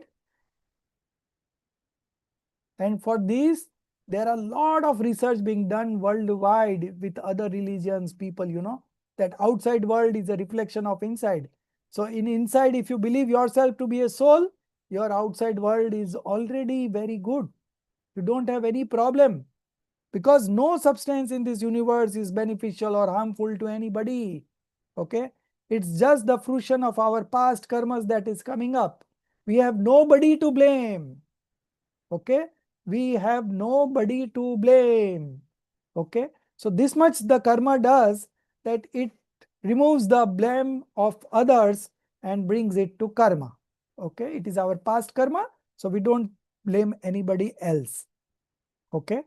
Had there been beneficiality, harmfulness in the substance, then the substance which would have been beneficial by itself, it should be beneficial to all. And which would have been harmful by itself, it should be harmful to all. But it is not so. This Jeev himself believes them in his imagination, expectation to be beneficial or harmful. So this imagination is false. So this we have done the first level of discriminative knowledge. We have discriminated from the external objects, okay, pardravya. We have come to the karma. So the second level of discriminative knowledge between the soul and the karma, okay, and then the third level where we will be discriminating between the soul and the dispositions, okay, impure dispositions. So second level, one paragraph, second level, and Malti ji, you read. Yes, sir. Further, the substance which appears to be pleasurable, beneficial, or distressing, unbeneficial, is not of its own, but due to the rise of punya pap karmas. The one who has got the rise of punya karma to him, the one who has got the rise of punya karma, to him the association of substances is found to be pleasurable, beneficial, and the one who has got the rise of pap karma, to him the association of substances is found to be distressing and beneficial. This is practically found to be so. To someone, wife, son, etc. are pleasurable, and to someone are distressing. Someone earns profit by doing the business, and someone gets loss. To someone, even the foes become slaves, and to someone, even the son becomes inimical. Therefore, it is ascertained that the substances do not become good or bad on their own, but they act according to the rise of karmas. As the servants, according to their master's order, produce good or bad situation to someone, then it is not the work of the servants, but it is the work of their master. If someone considers the servants only to be good or bad, then it is wrong. Similarly, if the substances associated due to the rise of karmas produce good or bad situation to Jeev, according to karmas, then it is not the work of the substances, it is the work of karmas. If someone believes the substances only to be good or bad, then it is wrong. Stop. Hence, this is Stop. So this is the second level of discriminative knowledge. Okay. So we were blaming external substance. So now Totamalji has brought in between the second level. At second level, he has brought the karmas. That you are sorrowful not because of external substance, because of your past karmas. So don't blame the external substance. Okay. Understood, Jia? This second level. Now we are going to the third level. So when we go to the third level, we say that the karmas are inanimate objects. They don't have senses. They are not living beings. They cannot harm us as a soul, right? So the karmas are also being neutralized. Then what is the cause of sorrow? Your own dispositions that you are manifesting. The soul is only manifesting these dispositions in the modification, and that is the cause of sorrow or happiness. Okay, and not the karma. The karma are inanimate object. Okay, so we should not blame the karmas also. So now the third level coming up. One paragraph is left over. Maltiji, you read this second paragraph also, and then the third level will come. Hence, this is proved. Hence, this is proof that indulging in attachment aversion feeling by believing the substances to be good or bad is a fallacy. The next question. Yeah. Now the next question is the third level. Okay. So indulging in attachment aversion feeling by believing that the substance to be good or bad is fallacy, false. Okay. So this is the conclusion. Now we come to the third level of discriminative knowledge. Okay. And then I would ask you the fourth level. Okay. So for third level, who will read? Payal, you read. Okay, sir. Question. The association of external objects is caused due to the instrumentality of karmas. Then should we have attachment aversion feeling in the karmas? The karmas are material inanimate matter particles. They have no desire to give pleasure or pain. Moreover, they on their own do not turn the karmic form but assume the karmic form due to the instrumentality of his impure dispositions. For example, if someone breaks his head by picking stone in his hand, then what is the fault of the stone? Similarly, if this jeev harms himself by turning the matter particles into karmic form by means of his attachment, etc., impure dispositions, then what is the fault of the karmas? Therefore, it is wrong to entertain the feeling of attachment aversion in karmas even. Thus, having attachment aversion feeling in other objects by considering them good or bad is wrong. Had the other objects been good or bad, and if he used to feel attachment aversion towards them, then it would have not been termed to be wrong. Those objects are not good or bad, but this jeev, mundane being, enters the feeling of attachment aversion towards them by considering them good or bad. That is why this type of conduct is described to be wrong, and the conduct which is wrong is termed as wrong conduct. Okay. So you see the third level. So that karma are inanimate matter particles. So in this whole universe, there are carbon varganas. Okay. Everywhere there are carbon varganas. The moment you manifest a sentiment here in the modification of the soul, those karmas come and get attached to you as a karma. Those karmic particles which are there all around us, it comes and forms a karma and attaches to our soul. Okay. So this happens because of our sentiments. So when we do good sentiments, the punya karma comes and there is a bondage. And when we do inauspicious things, the inauspicious karma comes as an attachment. Okay. It doesn't enter our soul, but it remains as an attachment. Okay. As an association. It's an association only. Okay. But this karma theory operates like this. Because of our sentiments, there are bondages happening every moment. Okay. The karmas are material. They have no desire to give pleasure or pain. So this is one thing. Karma doesn't have desire. Karma is an inanimate object. And the other thing is that the karma does not have kindness or forgiveness, because karma is karma. It's an inanimate object. Depending on your sentiments, the karmas will come and attach. And depending on your sentiments, the karmas will get detached. So everything is in your court. The ball is in your court. By dint of your efforts, you can discard all the karmas, eliminate all the karmas by engrossing in yourself, and by your wrong efforts, you can bind new karmas and keep on transmigrating in this universe. Okay? So everything is in your hand, means in your effort. If you put in the right effort, you can dissociate all the karmas. Okay? And if you put wrong efforts, you will bind new karmas. Your journey of transmigration is going to continue. Okay? So the karmas are material. They have no desire to give pleasure or pain. Moreover, they on their own do not turn into karmic form, but assume the karmic form due to the instrumentality of his impure disposition, toxic emotions, passions, auspicious, inauspicious sentiments, all these.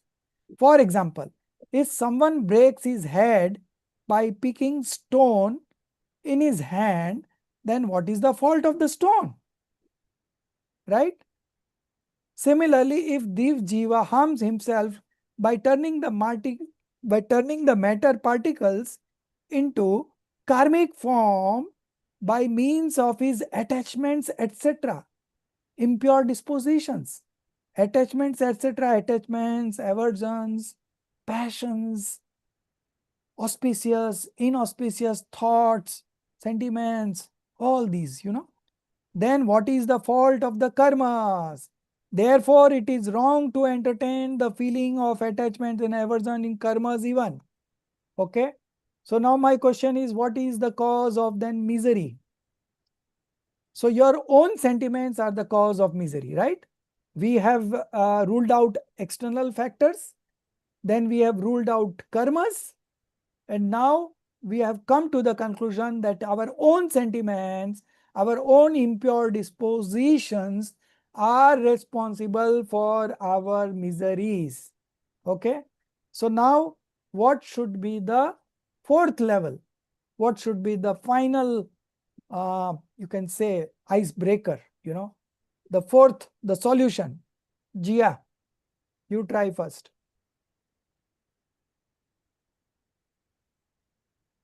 So I'm not sure. Okay, you just explain the first three levels.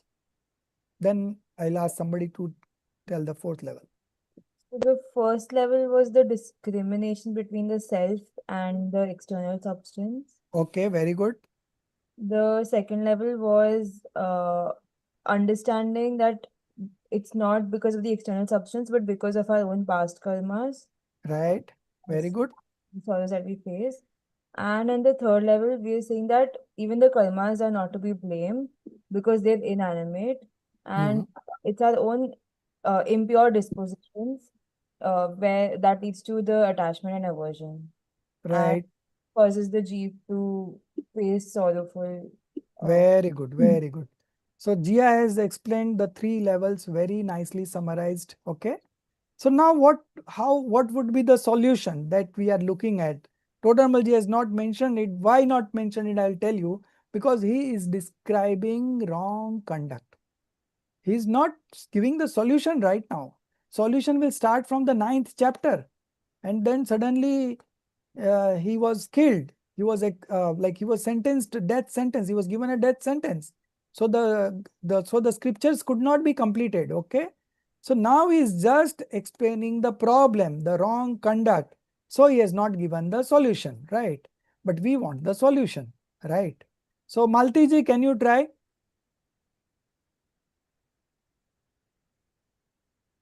So the solution can be like distinguishing from the soul and the non-soul. Okay. That can only lead us to happiness, because we should understand that all that is not pleasurable is not to the soul. It is only to the, it is transient. Okay. Very good. Good try. Pratibha ji.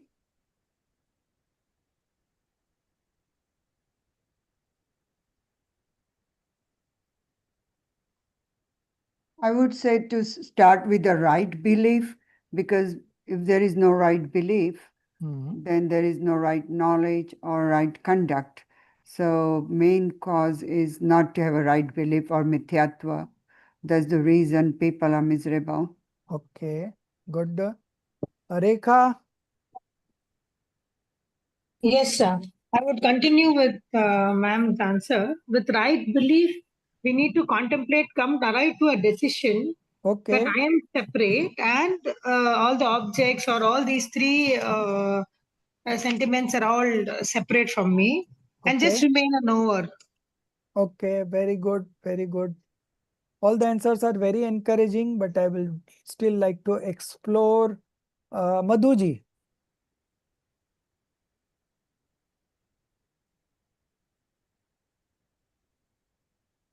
Sir, as I said, it is Sayyam, sir. Sanyam. Okay. Yes. Then Himali. So in continuation to what Jia explained and what everybody said about right belief, I think knowing the seven tattvas and discriminating as to what should be known, what should be essentially applying Hegme Upade, Okay. and at the same time taking refuge in the soul is the icebreaker. Oh, very good. Very good. Amita ji.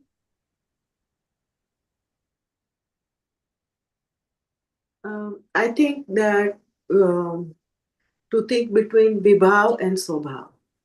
Okay. To So, discriminate between Swabhav and Vibhav, right? yes. Okay. Soumya. Sir, Soumya this side. Sir, till now we have discriminate ourselves from the external substances and the karmas. I think the final level will be to discriminate ourselves from the impure modifications. Right. Because विभागी पर्याय भी कभी भी आत्मा में प्रवेश नहीं कर सकती. So when we will discriminate ourselves from that thing, then only we will get the true nature. We will understand the true nature. Right. Right. So discrimination at the third level. Third level was we discarded the karma and we came to the conclusion that our cause of miseries is the impure dispositions that we manifest. Okay. So now the solution will come to discriminate between this and the soul. Okay. So that is what more or less everyone said. When you say right belief, that also means right belief only evolves when you take shelter of your soul. And when you take off shelter of your soul is only when you discriminate between the impure disposition and the soul. Okay.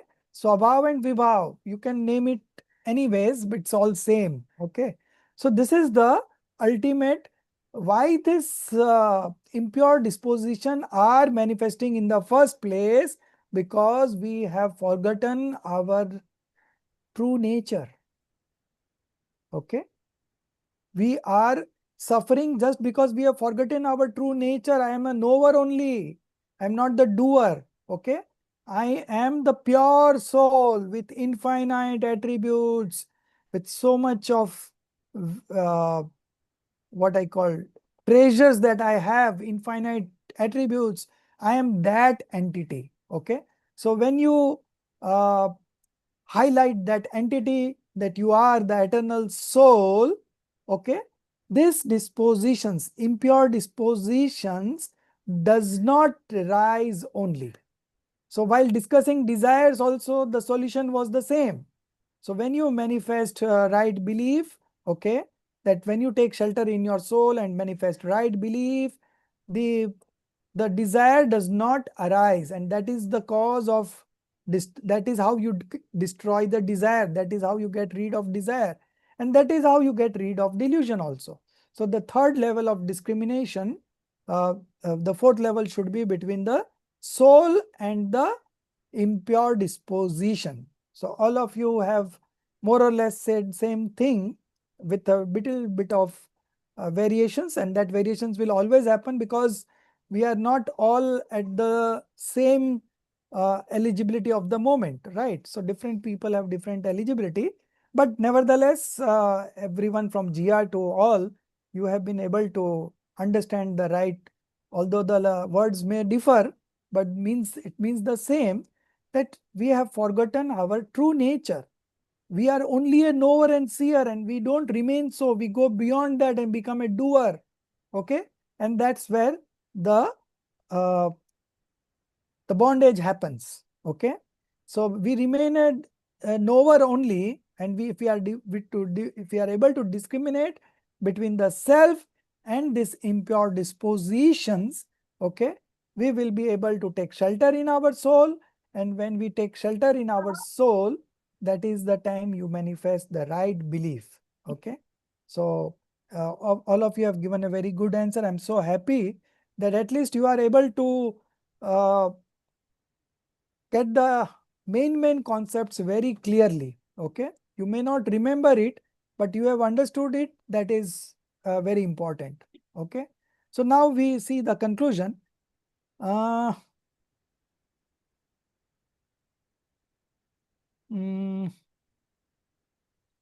Therefore, it is wrong to entertain the feeling of attachment aversion in karmas even. Okay, thus having attachment aversion feeling in other objects by considering them good or bad is wrong. So that's why this is wrong conduct.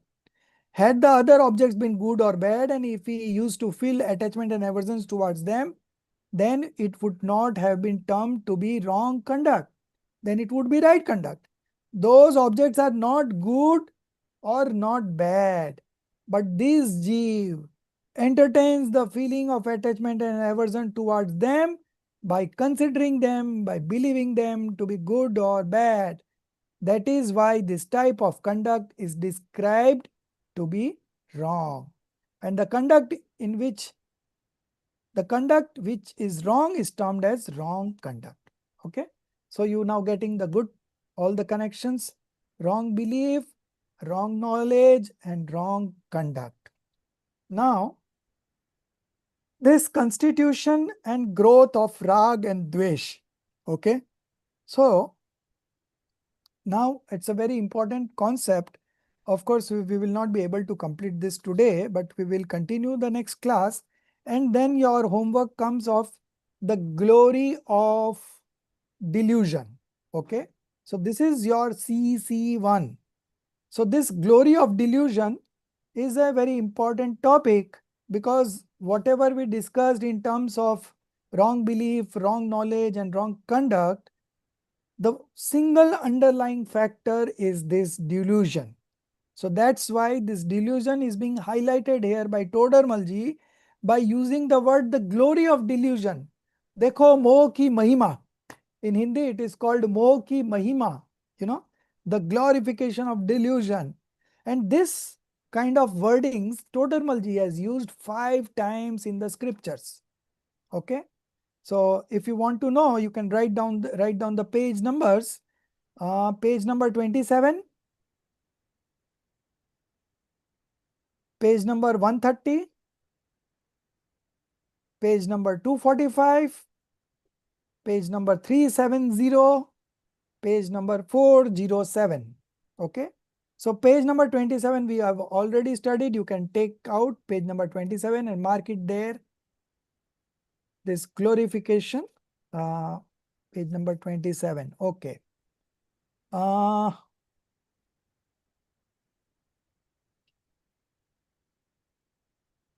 Page number 27, 5th line.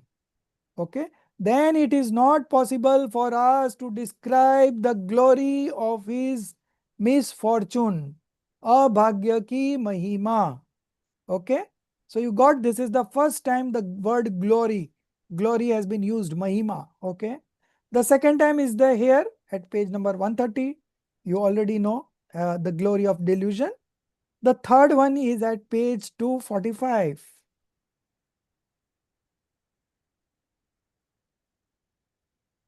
Okay, 245. Last paragraph. Behold the power of false belief. Power means glory. Okay. In Hindi it is written Mahima. Mithyatva ki Mahima. Okay. The power of false belief. In public life, it is considered censurable and below dignity to bow to persons lower in status. Okay. So this is here a glory of false belief. Okay. Now the next one, page number 370. 370, last paragraph. See the glory of reflection on Tattva. Tattva Vichar ki Mahima. Okay. This is also very good topic. 370. And the last time is 407. 407. If you want Hindi page numbers, that also I can give. These are the English page numbers. So 407, first paragraph, last third line from the end. Okay, first paragraph. Glory of true belief. Samyaktva ki mahima. Okay, here the purpose of this statement is only to show the glory of the true belief. Okay, so this word glory has been used 5 times in Moksha Marg Prakashak to highlight that particular concept. So delusion has been highlighted here, and you can see the practical problems that under the influence of delusion a soul undergoes. And that's why this is your CC1. You have to understand it very nicely. There are 11 points in this. I will mark you in the next class. And you can also mark yourself where the points are changing. You can just point it out. Okay, the conclusion. And then you have to also give the solution. Okay. So in terms of solution, you can explain the 4 levels of Bhed Vigyan, that we discussed today. And that also you can include. You can try to make as creative as you can. Whatever you have studied since last 1.5 years in this course, whatever has come to you, you can add whatever you feel like and make it very creative. Okay. So your date starts from today itself. So of course, we will be covering this topic the next class, but it's a very simple topic. You can also read yourself and understand. There's nothing wrong in it. So you just try it. So when the next class, when we study this topic, you will be in a better position, and I also will be in a better position to go further deep into this topic and identify the problem. One day I gave you an example that there was an automatic machine and it was not working, and the owner was incurring heavy losses, so he went to a mechanic. Nobody was able to repair it. Then a certain mechanic was referred to him, and he said, I will charge 10 lakhs. And he came and just put a tap with a hammer at one place and the machine started. And then the owner says that just putting a tap, you are charging 10 lakhs. So then he said, this is not 10 lakhs for putting a hammer on a particular spot, but the spot is important. You have to identify the spot where you have to put the hammer on. That's why it's the fees. Similarly, here Todarmalji has given us all the logics why we are suffering. Okay. And here, if we understand it very nicely, we will be able to execute that operation. Okay. And once we execute that operation, we will get instant happiness. Okay. So this is a cash business. It's not you have to give credit and you will receive the payment and then you get the profit. It's instant cash you will get.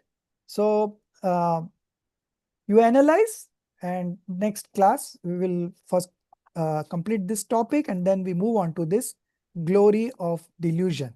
Okay. So your homework starts from today.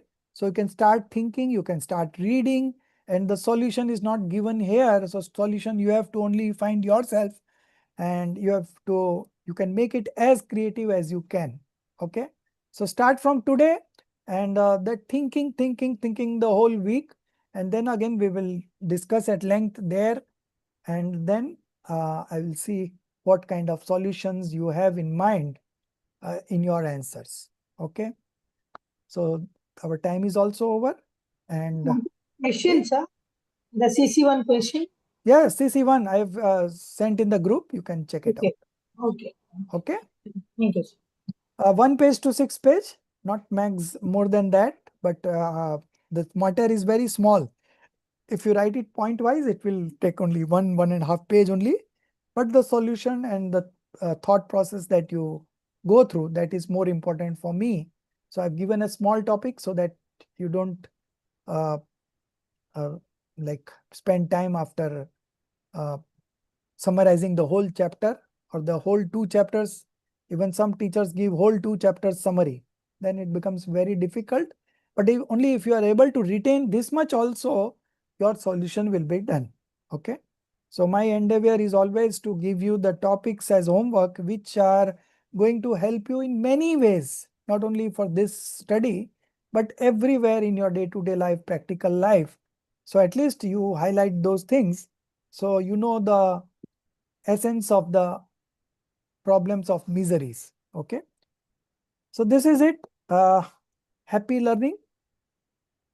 निज निधि निज में बताई, यह अनंत उपकार है, उसके लिए जिन वाणी माँ को वंदना सत बार है, उसके लिए जिन वाणी माँ को वंदना सत बार है.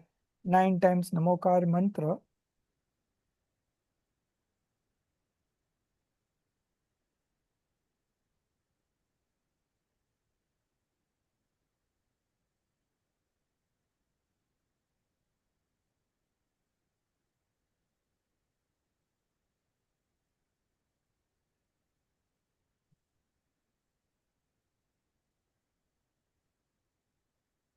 बोलो दात सांगी जिनवाणी माता की जय. जय.